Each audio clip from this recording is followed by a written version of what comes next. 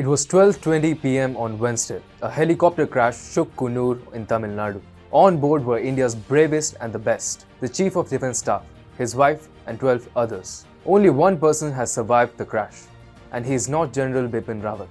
He is a Shaurya Chakra awardee, Group Captain Varun Singh, who is battling for his life.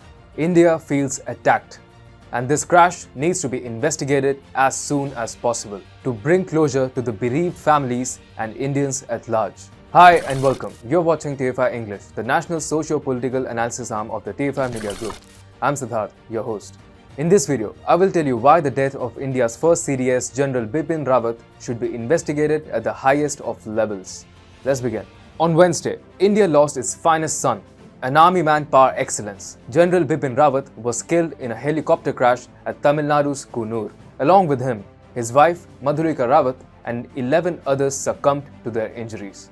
General Bipin Rawat was in a helicopter along with his wife, defense assistant, security commandos and an IAF pilot when the chopper crashed due to reasons which are yet to be ascertained. The crash took place shortly after the Russian-made chopper took off from the Air Force base in Sulur, Coimbatore, for Wellington in the Nilgiri Hills. General Bipin Rawat was on his way to the Defence Services Staff College in Wellington, where he was to deliver a lecture. As India's first Chief of Defence Staff, General Bipin Rawat was the highest-ranked military general of the country. Previously, he also served as the Chief of Army Staff. His service to India for the past many decades ensured that the country remained safe from both external as well as internal threats. As the Chief of Defence Staff, he was not only leading the Indian military's modernization efforts, but was also helping achieve seamless interoperability and cohesion between the Army, Air Force and the Navy.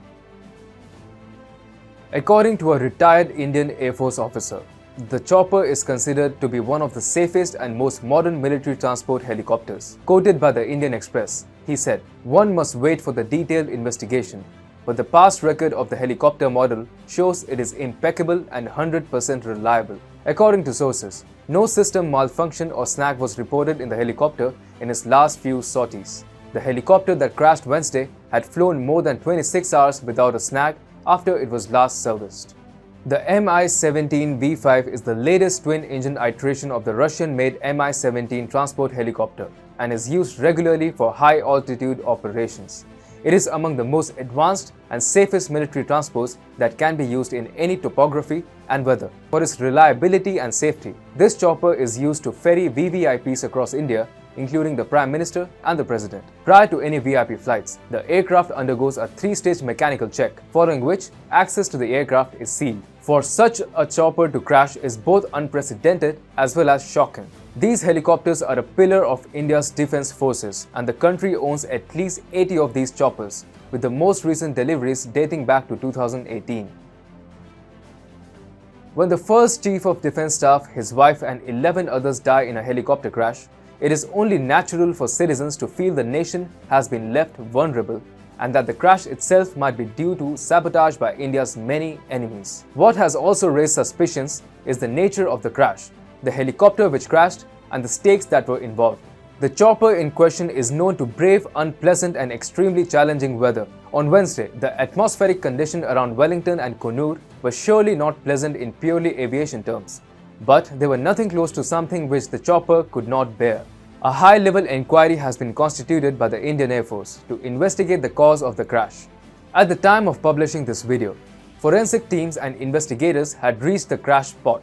Soon, India should get a sense of clarity regarding the crash that claimed India's finest military general and serviceman.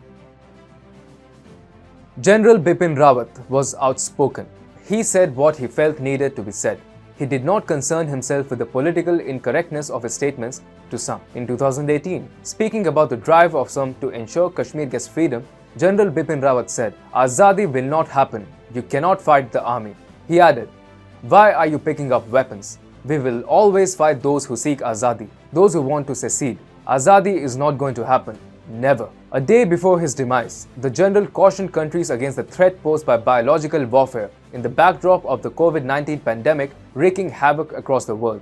General Rawat had said, if biological warfare is beginning to take shape, We need to put our act together and strengthen ourselves to ensure our nations are not affected by these viruses and diseases. He said, biological warfare is also becoming a new kind of warfare. General Bipin Rawat was at the center of preparing India to take on the Chinese threat for the past year and a half. To the Parliament Standing Committee on Defence, General Bipin Rawat said, armed forces are ready for anything. He reiterated that the Indian forces are on alert and will give a befitting reply to the Chinese in case of any misadventure along the border. General Bipin Rawat was the man who popularized the term 2.5 front. He not only coined the term, but also used it extensively to describe how India faces a two-front threat externally in the form of China and Pakistan, and the threat of half a front that is ready to rise against the country at very short notice from within. Islamists, Naxals, Northeastern militants, anti-India NGOs, Khalistanis, they all constitute an internal threat to India, and Bipin Rawat was the man leading the crusade against them. In Bipin Rawat, India has lost its bravest and most astute son. The loss for the country is irreparable, and the incident which took his life must be investigated at the highest of levels.